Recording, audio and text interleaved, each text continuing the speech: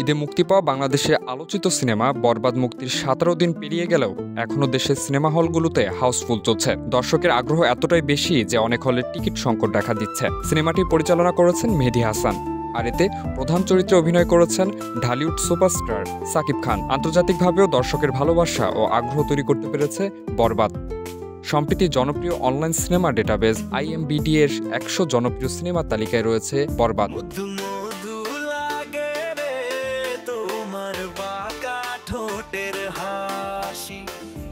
দর্শকের চাহিদা ও সার্চের ভিত্তিতে তৈরি করা এই তালিকায় 44তম স্থানে রয়েছে বাংলাদেশের এই সিনেমাটি। এই তালিকার শুরু থেকে রয়েছে হলিউডের বহুল প্রতীক্ষিত ছবি এ মাইনক্রাফট মুভি, রয়েছে ডিজনির নতুন snow white, Superman, mission impossible, Sikandar এবং ক্যাপ্টেন আমেরিকার ব্রিফ নিউ ওয়ার্ল্ডের মতো সিনেমা।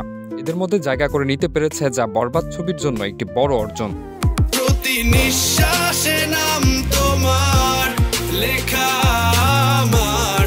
IMDb-তে বরবাদ ছবিটি পেয়েছে 7.4 রেটিং, যা বাংলাদেশের সমসাময়িক সিনেমাগুলোর মধ্যে অন্যতম উচ্চ রেটিং। পরিচালক মেহেদী হাসান এই অর্জনকে বাংলাদেশের সিনেমার জন্য একটি গুরুত্বপূর্ণ ও ইতিবাচক বার্তা বলে মনে করছেন। তার ভাষায়, হলিউড ও বলিউডের মতো সিনেমার ভিড়ে বাংলাদেশে একটি সিনেমাই জায়গা করে নিতে পেরেছে, যা প্রমাণ করে আমাদের সিনেমাও এখন আন্তর্জাতিক দর্শকদের কাছে আগ্রহ করেছে। আমি শুধু একটা জিনিসই ভাবি, নিতো শুধুই আমার। ছবিটির গান, গল্প ও নির্মাণ শৈলী এবং সাকিব খানের অভিনয় সব মিলিয়ে দর্শকরা বরবাদকে ভিন্ন এক অভিজ্ঞতা হিসেবে দেখছেন। বিশেষ করে মায়াবী গানের দৃশ্যটি ব্যাপকভাবে প্রশংসিত হয়েছে, যেখানে সাকিব খানের সঙ্গে অভিনয় করেছেন ইধিকা পাল। সামাজিক যোগাযোগ মাধ্যমেও এই গান এবং সিনেমার দৃশ্য ভাইরাল হচ্ছে প্রতিনিয়ত। বাংলাদেশি সিনেমার জন্য বরবাদ এই সফলতা নিঃসন্দেহে নতুন আশার আলো।